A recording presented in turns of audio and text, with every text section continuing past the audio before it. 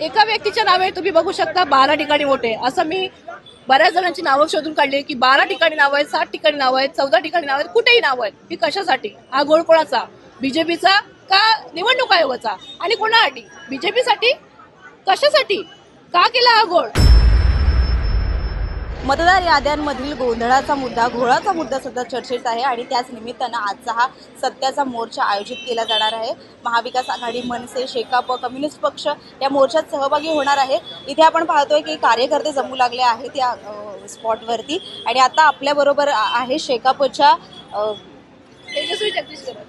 आपल्याबरोबर आहे शेकापच्या जगदीश घरत। त्यांनी वोटर लिस्टच इथे आणलेली आहे। जो मतदार याद्यांमधला घोळ आपण पाहतोय की एकाच नावावरती किंवा एकाच पत्त्यावरती वेगवेगळ्या नोंदी असतात आणि इथे त्यांनी थेट पुरावेच आणलेले आहेत। काय सांगा? मी शेतकरी कामगार पक्ष रायगड जिल्हा सरचिटणीस तेजस्वी जगदीश घरत आहे। पनवेल विधानसभा 188 पनवेल विधानसभा 2024 ची यादी आहे। आमचे आमदार माजी आमदार बाळाराम दत्तात्रय पाटील साहेब यांनी याचा खुलासा केला होता की 85,212 218 समथिंग वोट जे आहेत ते दुबार आहेत।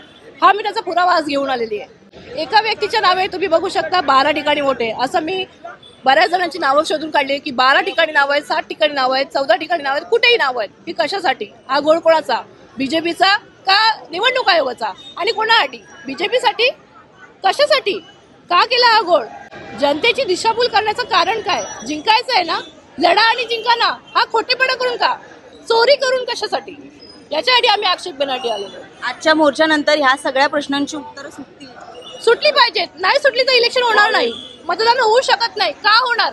दुबार मतदानावर म्हणजे जो खरा मतदार आहे तो मतदान करायला आज घरातून बाहेर निघत नाहीये, म्हणून त्यांनी ही ट्रिक वापरलेली की दुबार मतदार त्यांना वोटिंग पडण्यासाठी।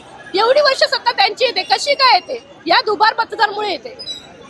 आता जे ग्रामपंचायतीची वोटिंग असली, नगरपंचायत असली किंवा महानगरपालिका, या व्यक्तीचं नाव नगरपालिका क्षेत्रामध्ये पण आहे आणि ग्रामपंचायत क्षेत्रामध्ये पण आहे, म्हणून तो 2 ठिकाणी वोटिंग होते ना। त्याचं लोकसभेला भाजपला कमी मतं मिळाली किंवा त्यांना चांगलं मतदान झालं नाही तेव्हा सगळं व्यवस्थित होतं, पण आता विधानसभेत त्यांचं सरकार आल्यानंतर लोकसभेनंतर त्यांनी जी नोंदणी केली, नावाची नोंदणी, ती बऱ्यापैकी केलेली होती। हेच त्याचे पुरावे।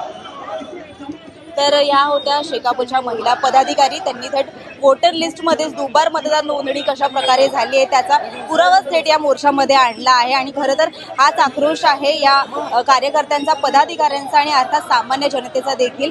हाच आक्रोश आज आपण या मोर्चाच्या निमित्त पाहणार आहोत आणि याचे अपडेट्स आम्ही तुमच्यापर्यंत पोहोचवू।